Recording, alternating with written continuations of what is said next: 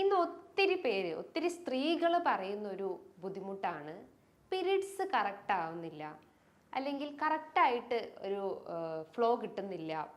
ആ ഒരു 28 days cycle അല്ല, അവർക്ക് പിന്നെയും ആ ഒരു സൈക്കിള് മുന്നോട്ട് പോയി പോകുന്നു. ആ ഒരു ശരീരത്തിൽ ഈസ്ട്രജൻ ഹോർമോൺസിന്റെ പ്രൊഡക്ഷൻ അവിടെ റെഡ്യൂസ്ഡ് ആവും. അപ്പോൾ കൃത്യമായിട്ട് ഓവുലേഷൻ നടക്കുന്നില്ല. അപ്പോൾ അതുമൂലം അവർക്ക് പീരീഡ്സിൽ ഇറഗുലാരിറ്റി കാണിച്ചെന്ന് വരാം. അപ്പോൾ അതുമൂലം നമുക്ക് ഹെവി ബ്ലീഡിങ്ങിന്റെ ടെൻഡൻസി ഉണ്ടാവും, അല്ലെങ്കിൽ പീരീഡ്സിന്റെ ടൈമിൽ എക്സസ് ആയിട്ടുള്ള ബ്ലീഡിങ് ഉണ്ടാവും. അതുമൂലം നമുക്ക് എന്ത് സംഭവിക്കും? രക്തത്തിൽ അയണിന്റെ അളവ് കുറയും, ഹീമോഗ്ലോബിന്റെ അളവ് കുറയും. അപ്പോൾ നമുക്ക് അനീമിയ അല്ലെങ്കിൽ വിളർച്ചയുടെ പ്രശ്നങ്ങൾ സ്റ്റാർട്ടപ്പ് ചെയ്യുന്നതാണ്. ഹായ്, ഞാൻ ഡോക്ടർ ജൂഹി ദാസ്, ക്യൂൺബി ഹെൽത്ത് കെയറിലെ ഹോമിയോപ്പതിക് ഫിസിഷ്യനാണ്. ഇന്ന് ഒത്തിരി സ്ത്രീകൾ പറയുന്ന ഒരു ബുദ്ധിമുട്ടാണ് പീരീഡ്സ് കറക്റ്റ് ആവുന്നില്ല, അല്ലെങ്കിൽ കറക്റ്റായിട്ട് ഒരു ഫ്ലോ കിട്ടുന്നില്ല. ആ ഒരു 28 ഡേയ്സ് സൈക്കിൾ അല്ല, അവർക്ക് പിന്നെയും ആ ഒരു സൈക്കിള് മുന്നോട്ട് പോയി പോകുന്നു. ബ്ലീഡിങ് ആയാലും ഹെവി ആയിട്ട് കാണിക്കുന്നു. ചില ആളുകൾക്ക് സ്കാൻഡി ബ്ലീഡിങ് ഉണ്ടാവുന്നു. ഇത്തരം പ്രശ്നങ്ങൾ ഇന്ന് ഒത്തിരി സ്ത്രീകൾ അലട്ടുന്നുണ്ട്. അപ്പോൾ എന്തുകൊണ്ടാണ് ഇങ്ങനെ പീരീഡ്സ് ഇറഗുലർ ആയിട്ട് വരുന്നത്, എന്തൊക്കെയാണ് ഇതിൻ്റെ റീസൺസ് എന്ന് ഈ വീഡിയോയിലൂടെ നമുക്കൊന്ന് ഡിസ്കസ് ചെയ്യാം. നമുക്കറിയാം, നോർമൽ മെൻസ്ട്രൽ സൈക്കിൾ എന്ന് പറയുമ്പം 28 ഡേയ്സ് സൈക്കിളാണ്. അതിൽ ആദ്യത്തെ 14 ദിവസം എന്ന് പറയുമ്പം അതായത് ഓവറിയിൽ നിന്ന് ഓവം റിലീസ് ചെയ്യുന്നു, അല്ലെങ്കിൽ അണ്ടം റിലീസ് ചെയ്തിട്ട് വിത്തിൻ 14 ഡേയ്സിൻ്റെ ഉള്ളിൽ തന്നെ, ആദ്യത്തെ ആ ഒരു 14 ദിവസത്തിൻ്റെ ഉള്ളിൽ നിന്ന് ആ ഒരു യൂട്രസിലേക്ക് അത് സ്പ്രെഡ് ചെയ്ത് പോകുന്നു, യൂട്രസിലേക്ക് എത്തുന്നു ആദ്യത്തെ 14 ദിവസത്തിൻ്റെ ഉള്ളിൽ. പിന്നത്തെ 14 ദിവസമാണ് അതായത് ഫസ്റ്റ് 14 ഡേയ്സിൻ്റെ ഉള്ള ഓവുലേഷൻ പീരീഡ് എന്ന് പറയുന്നത്. നെക്സ്റ്റ് 14 ഡേയ്സിലാണ് അത് ഷെഡ് ചെയ്ത് പോകുന്നത്. അതായത് എൻഡോമെട്രിയൽ തിക്കനിങ്ങിൻ്റെ ആ ഒരു ഭാഗം ഷെഡ് ചെയ്ത് അതോടൊപ്പം തന്നെ ഈ ഒരു ഓവവും അതിനോടൊപ്പം റിലീസ് ചെയ്ത് പോകുന്നു. ആ ഒരു നെക്സ്റ്റ് 14 ഡേയ്സിനുള്ളിലാണ് നമുക്കൊരു മെൻസ്ട്രേഷൻ സൈക്കിൾ കംപ്ലീറ്റ് ആവുന്നത്. ഇതാണൊരു നോർമൽ സൈക്കിൾ എന്ന് പറയുന്നത്. പക്ഷേ ചില സ്ത്രീകൾ പറയും 28 ദിവസമല്ല, ചിലർക്ക് 30 ദിവസവും അതിൽ കൂടുതൽ 35 ദിവസവും ഒക്കെ ആവുന്നുണ്ട്.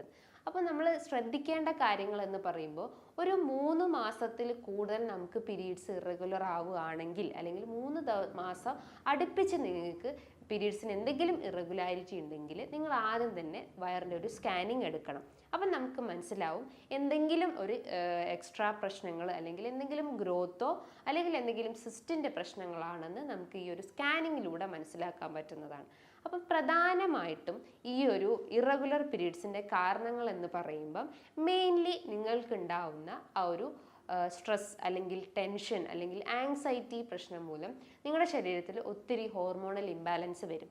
നമുക്കറിയാം, ഈ ഒരു പീരീഡ്സ് അല്ലെങ്കിൽ മെൻസ്ട്രേഷൻ ടൈമിൽ നമ്മുടെ ശരീരത്തിൽ ഈസ്ട്രജൻ പ്രൊജസ്ട്രോൺ ഹോർമോൺ വേരിയേഷൻസ് നല്ല രീതിയിൽ നടക്കും.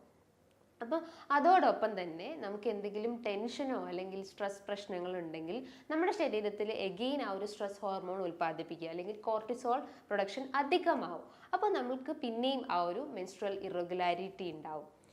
രണ്ടാമത്തെ ഒരു കാരണം എന്ന് പറഞ്ഞു കഴിഞ്ഞാൽ, അതായത് മുലയൂട്ടുന്ന സ്ത്രീകളിൽ, അതായത് ലാക്ടേറ്റിംഗ് വുമൺസിലൊക്കെ ഇത്തരം മെൻസ്ട്രൽ ഇറഗുലാരിറ്റി കണ്ടുവന്നിട്ടുണ്ട്. അതോടൊപ്പം തന്നെ ചില സ്ത്രീകൾ, അതായത് ഒരു അബോർഷൻ കഴിഞ്ഞിട്ടുള്ള സ്ത്രീകളിലും ഇത്തരം മെൻസ്ട്രൽ ഇറഗുലാരിറ്റി വന്നിട്ടുണ്ട്. ഇതൊക്കെ ഒരു അസുഖമായിട്ട് നമുക്ക് പറയാൻ പറ്റില്ല. ഇതൊരു ജസ്റ്റ് ഒരു കണ്ടീഷൻസ്, ജസ്റ്റ് ഒരു സിംറ്റംസ് മാത്രം, അല്ലെങ്കിൽ ആ ഒരു ഇറഗുലാരിറ്റിയിലേക്ക് ലീഡ് ചെയ്യുന്ന കുറച്ച് കാരണങ്ങൾ മാത്രമാണ്. നമുക്കൊരു അസുഖം എന്ന് പറയുമ്പോൾ എന്തെങ്കിലും സിവിയർ ആയിട്ടുള്ള എന്തെങ്കിലും പെൽവിക് ഇൻഫ്ലമേറ്ററി ഡിസീസോ അല്ലെങ്കിൽ എന്തെങ്കിലും അസുഖം ആണെങ്കിൽ നമുക്ക് ഇത്തരം ഇറഗുലാരിറ്റീസ് കാണപ്പെടാം. അതേപോലെ തന്നെ ഒരു 40 അല്ലെങ്കിൽ 45 വയസ്സ് കഴിഞ്ഞിട്ടുള്ള സ്ത്രീകളിൽ ഇതേപോലെ തന്നെ ഒരു ഇറഗുലാരിറ്റി കാണുകയാണെങ്കിൽ അവരെ ബോഡി ഒരു മെനോപോസ് സ്റ്റേജ് അറ്റൈൻ ചെയ്തിട്ടുണ്ട്, അല്ലെങ്കിൽ ഒരു പ്രീ മെനോപോസൽ സിംറ്റംസ് ആണ് ഈ ഒരു ഇറഗുലാരിറ്റി ഇൻ പീരീഡ്സ് എന്ന് നമുക്ക് പറയാം.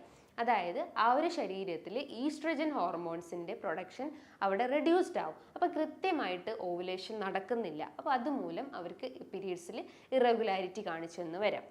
അതേപോലെ തന്നെ നിങ്ങൾ എന്തെങ്കിലും ബർത്ത് കൺട്രോൾ പിൽസ് അല്ലെങ്കിൽ ഓറൽ കോൺട്രാസെപ്റ്റീവ് പിൽസോ അല്ലെങ്കിൽ എന്തെങ്കിലും ഇത്തരം പിൽസൊക്കെ നമ്മൾ യൂസ് ചെയ്യുകയാണെങ്കിലും അതിൻ്റെ ഒരു ആഫ്റ്റർ എഫക്റ്റ് ആയിട്ടും ഇത്തരം പീരീഡ്സിൽ ഇറഗുലാരിറ്റി കണ്ടെന്ന് വരാം. അതേപോലെ തന്നെ നിങ്ങൾ കൂടുതലായിട്ടും വർക്കൗട്ട് നമ്മളെ ബോഡിക്ക് എഗെയിൻ ആ ഒരു വർക്കൗട്ട് കൊടുക്കുകയാണെങ്കിലും അതിൻ്റെ ഒരു ആഫ്റ്റർ എഫക്റ്റ് ആയിട്ടും നമുക്ക് ഇത്തരം പീരീഡ്സിൽ ഇറഗുലാരിറ്റി എന്ന് വരാം. ഇനിയിപ്പോൾ ഞാൻ പറഞ്ഞു എന്തെങ്കിലും ഒരു അസുഖം മൂലമായിരിക്കാം നമുക്ക് ഇറഗുലാരിറ്റി എന്ന് പറയാം. അതിൽ ആദ്യത്തേതാണ് നമുക്ക് PCOD, അതായത് പോളിസിസ്റ്റിക് ഓവേറിയൻ സിൻഡ്രോം അല്ലെങ്കിൽ ഡിസീസ് എന്ന് പറയുന്നത്. അതായത് ഓവറീൻ്റെ അകത്ത് ചെറിയ വെള്ളക്കുമിളകൾ രൂപപ്പെടുന്നത്. അതുമൂലം കൃത്യമായിട്ട് ഓവുലേഷൻ നടക്കുന്നില്ല. ഓവുലേഷൻ നടന്നാലും ഒരു ഇമ്മച്വർ എഗ് ആയിരിക്കും നമ്മളെ ബോഡിയിൽ നിന്ന് റിലീസ് ചെയ്യുന്നത്. അപ്പോൾ അതുമൂലം അത്തരം ഇറഗുലാരിറ്റീസ് അല്ലെങ്കിൽ അത്തരം കണ്ടീഷൻസ് നമ്മൾ അഫക്റ്റ് ചെയ്തിട്ടുണ്ടെങ്കിലും നമുക്ക് മെൻസ്ട്രൽ ഇറഗുലാരിറ്റീസ് വരാം. അതേപോലെ തന്നെ മറ്റൊരു പ്രധാനപ്പെട്ട ഒരു കണ്ടീഷൻസ് എന്ന് പറയുന്നത് പെൽവിക് ഇൻഫ്ലമേറ്ററി ഡിസീസ്. അതായത് യൂട്രസിലോ അല്ലെങ്കിൽ നമ്മൾ ഫെലോപ്പിയൻ ട്യൂബിലോ ഓവറീസിൻ്റെ അകത്തോ എന്തെങ്കിലും ഒരു ഇൻഫെക്ഷൻസ് അല്ലെങ്കിൽ STD പോലത്തെ എന്തെങ്കിലും ഒരു ഇൻഫെക്ഷൻസ് ആ ഒരു ഓർഗൻസിനൊക്കെ ബാധിച്ചിട്ടുണ്ടെങ്കിലും ഇത്തരം ഇറഗുലാരിറ്റി അല്ലെങ്കിൽ മെൻസ്ട്രൽ ഇറഗുലാരിറ്റി സ്ത്രീകളിൽ കണ്ടെന്ന് വരാം. അതേപോലെ തന്നെ ഇന്ന് വളരെ കോമൺ ആയിട്ട് സ്ത്രീകളിൽ ഏറ്റവും കോമൺ ആയിട്ടുള്ള ഒന്നാണ് തൈറോയിഡിൽ ഉണ്ടാകുന്ന ഡിസ്ഫങ്ഷൻസ്, എസ്പെഷ്യലി ഹൈപ്പോ തൈറോയിഡിസം അതേപോലെ തന്നെ ഹൈപ്പർ തൈറോയിഡിസം കണ്ടീഷൻസിൽ. അപ്പോൾ ഈ ഒരു അസുഖം നിങ്ങളെ ബാധിച്ചിട്ടുണ്ടെങ്കിലും അതിൻ്റെ ഒരു കോംപ്ലിക്കേഷൻസ് ആയിട്ടും നമുക്ക് ഇത്തരം മെൻസ്ട്രൽ ഇറഗുലാരിറ്റി കണ്ടെന്ന് വരാം. അതേപോലെ തന്നെ അമിത വണ്ണുള്ള ആളുകൾക്ക്, അതായത് പ്രമേഹ രോഗികൾക്കൊക്കെ ആയാലും ഇൻസുലിൻ റെസിസ്റ്റൻസിൻ്റെ ഭാഗമായിട്ട് അല്ലെങ്കിൽ ഇൻസുലിൻ റെസിസ്റ്റൻസ് നമുക്ക് ബോഡിയിൽ വർദ്ധിച്ചിട്ടുണ്ടെങ്കിലും അതിൻ്റെ ഒരു കോംപ്ലിക്കേഷൻസ് ആയിട്ടും നമുക്ക് ഇത്തരം മെൻസ്ട്രൽ ഇറഗുലാരിറ്റി കണ്ടെന്ന് വരാം. അപ്പോൾ ഇത്തരം കാരണങ്ങളാണ് സ്ത്രീകളിൽ ഈ ഒരു പീരീഡ്സ് ഇറഗുലാരിറ്റി അല്ലെങ്കിൽ മെൻസ്ട്രൽ ഇറഗുലാരിറ്റീൻ്റെ റീസൺസ് ആയിട്ട് നമുക്ക് പറയാം. ഇത്തരം സിംറ്റംസ് അല്ലെങ്കിൽ ഇത്തരം ഇറഗുലാരിറ്റീസ് നിങ്ങൾക്ക് കാണപ്പെടുകയാണെങ്കിൽ നിങ്ങൾ എത്രയും പെട്ടെന്ന് തന്നെ ഒരു സ്കാൻ ചെയ്തിട്ട് അതിൻ്റെ പ്രോപ്പർ ട്രീറ്റ്മെൻറ്റ് സ്റ്റാർട്ടപ്പ് ചെയ്യേണ്ടതാണ്. ഒരു ഇറഗുലാരിറ്റി കാണുമ്പോൾ നമ്മൾ പെട്ടെന്ന് വെറീഡ് ആവാതെ നമ്മളെ ഡയറ്റും അതേപോലെ തന്നെ എക്സസൈസും അതേപോലെ തന്നെ നമ്മൾ ഉറക്കവും മെയിൻറ്റെയിൻ ചെയ്യാൻ ശ്രമിക്കുക. നമുക്കറിയാം അമിതവണ്ണമാണ് ഒരുവിധം എല്ലാ അസുഖത്തിൻ്റെയും ഒരു മൂലകാരണം നമുക്ക് പറയാം. അപ്പോൾ ഈ ഒരു അമിതവണ്ണം കുറയ്ക്കാൻ വേണ്ടിയിട്ട് നമ്മൾ നല്ല രീതിയിൽ വർക്കൗട്ട് ചെയ്യാൻ ശ്രമിക്കുക. വർക്കൗട്ട് എന്ന് പറയുമ്പോൾ എന്താ, നമ്മൾ വെയിറ്റിനെ കൺട്രോൾ ചെയ്യുന്ന രീതിയിലുള്ള എന്തെങ്കിലും ഒരു ലൈറ്റ് എക്സസൈസ് ഫോളോ ചെയ്യാൻ ശ്രമിക്കുക. ഡയറ്റിലായാലും ഒരു മിതമായ രീതിയിലുള്ള ഡയറ്റ്, അതായത് കലോറീൻ്റെ അളവ് കഴിവതും കുറയ്ക്കുക, പ്രോട്ടീൻസ് അടങ്ങിയിട്ടുള്ള ഭക്ഷണങ്ങൾ എടുക്കാൻ ശ്രമിക്കുക, ഫൈബർ അടങ്ങിയിട്ടുള്ള ഭക്ഷണങ്ങളൊക്കെ എടുക്കാൻ ശ്രമിക്കുക. അതേപോലെ നല്ല രീതിയിൽ ഫ്രൂട്ട്സും വെജിറ്റബിൾസും കഴിക്കാൻ ശ്രമിക്കുക. നമുക്കറിയാം അവക്കാഡോ എന്ന് പറയുന്നത് സ്ത്രീകളിൽ ആ ഒരു റീപ്രൊഡക്റ്റീവ് ഹെൽത്ത് മെയിൻറ്റെയിൻ ചെയ്യാൻ സഹായിക്കുന്ന ഏറ്റവും ബെസ്റ്റ് ഫ്രൂട്ടാണ്. അപ്പോൾ അത് നിങ്ങളുടെ ഡയറ്റിൽ കൃത്യമായിട്ട് ഫോളോ ചെയ്യാൻ ശ്രമിക്കുക. ഇനിയിപ്പോൾ അയേൺ ഡെഫിഷ്യൻസീസോ അല്ലെങ്കിൽ കൂടുതലായിട്ട് എന്തെങ്കിലും അനീമിയൻ്റെ പ്രശ്നങ്ങളൊക്കെ ഉണ്ടെങ്കിൽ അതാദ്യം നമ്മൾ കൺട്രോൾ ചെയ്യാൻ ശ്രമിക്കുക. കാരണം ഈ ഒരു അനീമിയ അല്ലെങ്കിൽ നമുക്ക് ഹെവി ബ്ലീഡിങ് അല്ലെങ്കിൽ യൂട്രൈൻ ഫൈബ്രോയിഡിൻ്റെ ഇഷ്യൂസ് ഒക്കെ ഉണ്ടെങ്കിൽ അതുമൂലം നമുക്ക് മെൻസ്ട്രൽ ഇറഗുലാരിറ്റി ഉണ്ടാവും. അപ്പോൾ അതുമൂലം നമുക്ക് ഹെവി ബ്ലീഡിങ്ങിൻ്റെ ടെൻഡൻസി ഉണ്ടാവും അല്ലെങ്കിൽ പീരീഡ്സിൻ്റെ ടൈമിൽ എക്സസ് ആയിട്ടുള്ള ബ്ലീഡിങ് ഉണ്ടാവും. അതുമൂലം നമുക്ക് എന്ത് സംഭവിക്കും, രക്തത്തിൽ അയേണിൻ്റെ അളവ് കുറയും, ഹീമോഗ്ലോബിൻ്റെ അളവ് കുറയും. അപ്പോൾ നമുക്ക് അനീമിയ അല്ലെങ്കിൽ വിളർച്ചയുടെ പ്രശ്നങ്ങൾ സ്റ്റാർട്ടപ്പ് ചെയ്യുന്നതാണ്. അപ്പോൾ നമ്മൾ ആദ്യം ആ ഒരു കോസ് കൺട്രോൾ ചെയ്യാൻ ശ്രമിക്കുക. അല്ലെങ്കിൽ അയേൺ ഡെഫിഷ്യൻസി ആണെങ്കിൽ അത് ആദ്യം ക്ലിയർ ഔട്ട് ചെയ്യാൻ ശ്രമിക്കുക. അല്ലെങ്കിൽ ഹീമോഗ്ലോബിൻ ഡെഫിഷ്യൻസി ആണെങ്കിൽ അത് ആദ്യം ക്ലിയർ ഔട്ട് ചെയ്യാൻ ശ്രമിക്കുക. തൈറോയിഡിൽ എന്തെങ്കിലും ഡിസ്ഫങ്ഷൻസ് ഉണ്ടെങ്കിൽ അതാദ്യം നമ്മൾ കൺസൾട്ട് ചെയ്ത് അതിൻ്റെ പ്രോപ്പർ ആയിട്ടുള്ള ട്രീറ്റ്മെൻറ്റ് സ്റ്റാർട്ടപ്പ് ചെയ്യാൻ ശ്രമിക്കുക. ഈ പറഞ്ഞിട്ടുള്ള കാര്യങ്ങൾ അല്ലെങ്കിൽ ഇത്തരം കാരണങ്ങളാണ് ഈ ഒരു അസുഖത്തിലേക്ക് ലീഡ് ചെയ്യുന്നത്. അപ്പോൾ നമ്മൾ ആ ഒരു കോസ് ആദ്യം ക്ലിയർ ചെയ്യാൻ ശ്രമിക്കുക. എന്നാലേ ഉള്ളൂ നമുക്ക് ആ ഒരു ഇറഗുലാരിറ്റി നമുക്ക് കറക്റ്റ് ചെയ്യാൻ പറ്റുള്ളൂ. ഇനി ഇതുമായി ബന്ധപ്പെട്ട് നിങ്ങൾക്ക് എന്തെങ്കിലും ഡൗട്ടുകൾ ഉണ്ടെങ്കിൽ താഴെ കാണുന്ന നമ്പറിൽ ബന്ധപ്പെടുക. നല്ലൊരു ഹെൽത്ത് ടോപ്പിക്കുമായി വീണ്ടും കാണാം. താങ്ക്